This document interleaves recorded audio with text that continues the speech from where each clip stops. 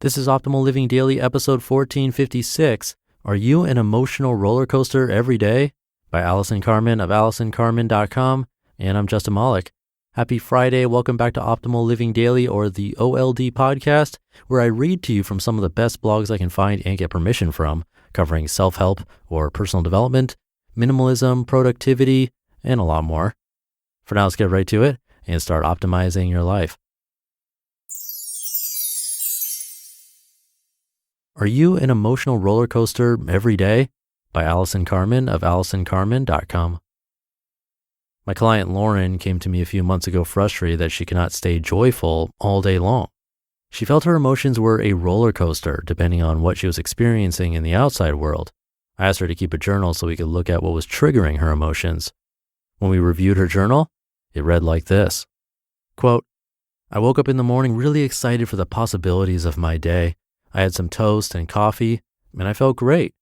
I woke the children up, and they were very cranky.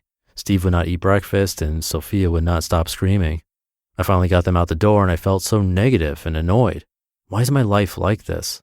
I bet other parents don't have this type of morning. The children missed the bus, and I had to drive them to school.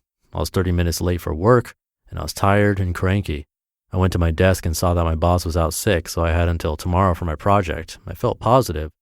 About 2 hours later, the phone rang, and it was my brother asking me for money, and I really did not want to lend him money again.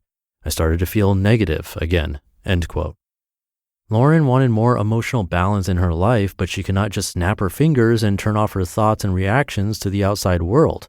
Lauren wanted to know how she could cultivate an inner joy and space that would sustain her throughout the day no matter what she faced. Here's my daily practice that I shared with Lauren to help her maintain emotional stability throughout her day. Number 1, gratitude. I wrote about this before in the Attitude of Gratitude post. In the morning when I wake up, before my mind starts going through everything I need to do for the day, I stop and remind myself of all the people and things for which I am grateful.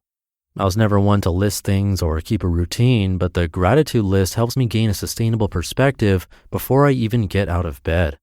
I have a greater understanding of what is really important to me throughout the day, and I'm less affected by outside daily events. I also end my days with a gratitude exercise, this time focusing on fortunate circumstances from the day. A better perspective before I go to bed on the day that has passed allows me to calm my mind, stay hopeful, and sleep better.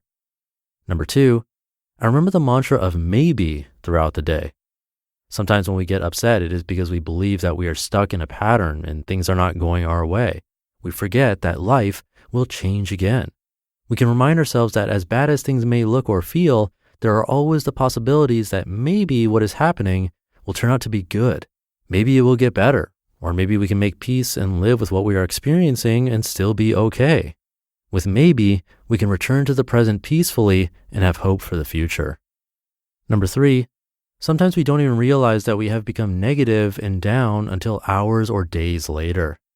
Creating awareness of when and how our emotions get low is an ongoing practice. Sometimes when clients such as Lauren journal their day, it becomes more clear to them when they take dips. By creating awareness around our emotional dips and turns, we have a guide as to when to use maybe and other techniques to ward off too many mood swings. Some people set alarms at specific times during the day when they can look at the clock and take note of what is going on around them and within themselves.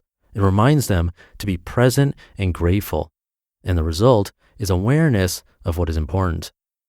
And number 4, I make a point of filling my day with little things that remind me of joy. Sometimes it is as simple as a cup of tea, and other times it is making time for a call with a friend or relative. I like to spread these little joys throughout the day to remind me of the feeling of joy and steer me toward emotional balance.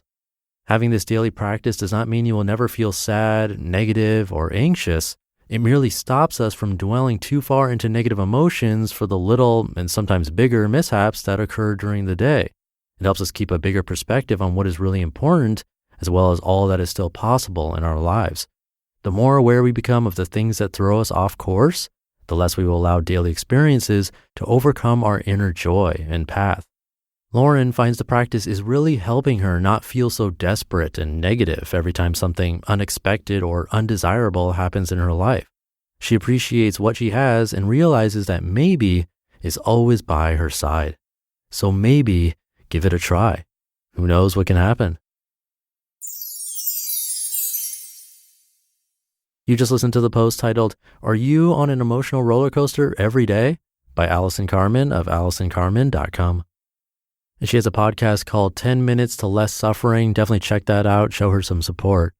But I'll leave it at that for today. Thank you for being here and listening through to the end and for subscribing. Have a great start to your weekend, and I'll see you tomorrow where your optimal life awaits.